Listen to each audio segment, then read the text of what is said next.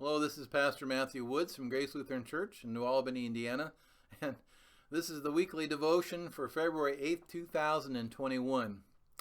Today we've titled our devotion, An Appropriate Gift. Now imagine the gifts that are given at Valentine's Day. Sometimes they're flowers, sometimes they're chocolates, sometimes they're gym memberships. Watch out for that one. Exercise equipment, home improvements, an appliance, a vacuum cleaner, coffee mug, with a heart on it, by the way. Of course, certain kinds of lingerie and for a football jersey of your favorite team. I've heard of all of these things being given at Valentine's Day, but I was given a list recently, and people give me things, and this is just one of those things that was given to me, and it's kind of a fun list, and it talks about some of the Bible couples and what they might have given to each other for Valentine's Day.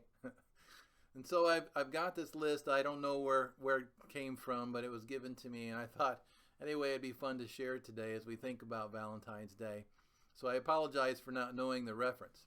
But let's think of some of the biblical characters and some of the gifts they would have brought to their significant other. So gifts from Adam to Eve. A new Victoria's Secret skins and basket of apples. That was one. And for him, new shears to trim all of the thorn-laden garden stuff. Gifts from Abraham to Sarah. A gift basket of Ensure and some baby bottles. Gifts from Jacob to Leah. A new veil. And for Rachel, a coupon book good for 7 years of special treats. Gifts from David to Bathsheba, a basket full of bath bombs and shower gels.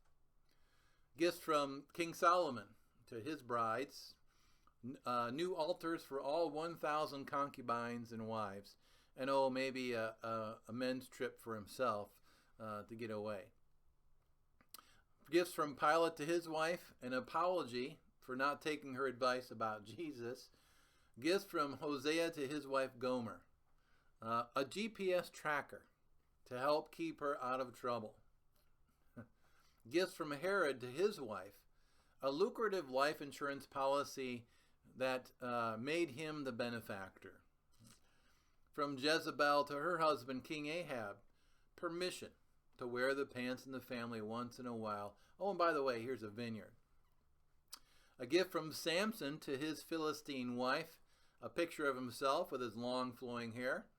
A gift from Delilah to Samson, a pair of scissors and two glass eyes. For Moses, a gift to his wife Zipporah, an all-expense-paid trip, a vacation through the wilderness. See the sights. Joseph's gift to his wife Mary, a new donkey with low mileage to ride to Jerusalem each year for the Passover. And finally, Rebekah's gift to her husband Isaac, new glasses, some stew, and a fur coat. Aren't those fun? Those would be some of the gifts that we might see some of our biblical friends give to one another. But thankfully, as we think about Valentine's Day, as we think about love, God's gift to us is much more helpful and meaningful. The gift is Jesus, of course. And the fullest expression of love ever given to the world was given in the cross. We all know the verse, John 3:16, for God so loved the world that he gave his one and only Son, so that whoever believes in him should not perish, but have eternal life. English translations have put the emphasis on the fact that God loved the world, and of course he does. But there is actually, when you dig into it a little more, different emphasis in the context, if you read it a little closer. The context in which Nicodemus inquires, Jesus talks to one another, I think it comes at night. He takes this conversation to Jesus, and Jesus takes it much farther back. He gives it context in Numbers 21, where Moses raised the serpent on the pole. Nicodemus understood the context from Numbers 21. The Israelites in the wilderness were being bitten by serpents. They cried out to the Lord. So the Lord gave Moses instructions to build a bronze serpent and put it up on a pole for all to see. Attached to the serpent was a promise that all who looked at it, who were bitten by snakes, who looked at it, would live. Now, listening to John chapter 3, what do we hear? Go back to verse 14, where Jesus takes this Pharisee back to the Old Testament. Verse 14, just as Moses lifted up the snake in the wilderness, so the Son of Man must be lifted up, that everyone who believes may have eternal life in him, that all who effectively look at the cross will be saved in its promise. So those who believe in Jesus' cross and resurrection will have that gift. And in this way, by the way, special note here, really this Pharisee is the first one to get a glimpse and a true understanding of Jesus' sacrifice. And one could imagine his startled face when he was looking at Jesus up on the cross and finally connecting the dots to the point where he and Joseph of Arimathea got together in faith, put Jesus in the tomb, but you see their faith take hold at that point. They began to understand and see the pieces come together, how God had been working out a plan here.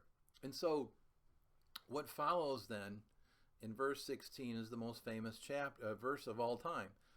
But I would offer sort of a clarification in the way in which it is read, and probably should be read. John 3:16, let's read it this way. So just as Moses lifted up the snake in the desert, so the Son of Man must be lifted up, right? So in this same way, verse 16, in this same way, as God did it back then, he'll do it this way. God loved the world that he gave his one and only Son, so that whoever believes in him should not perish, but have eternal life. You see, the verse doesn't just tell us that God loved the world, but how, in fact, he loved the world, how he did it. A world bitten by a serpent in the garden. How did he do that for this world? By lifting up Jesus on a cross, like the bronze serpents, so that anyone who looks to him and believes will be given life. That was God's gift to the world, God's gift to all of us. And isn't this the true gift? It's not the fact that you love someone that is the emphasis in our way of life. Love really doesn't mean anything unless you show it. It's how you love them. Love is expressed and it's active. It's patient, it's kind, it's not envious or not boastful, but sacrificial. It's forgiving, lays down its life for its friends, and gives its life to other people so that God's grace can be experienced, God's love can be experienced through what we do. Jesus didn't just say he loved us, but he loved us by what he did. He gave his life on the cross, and now his resurrection promises eternal life. Likewise, how we love people reveals how we feel about them.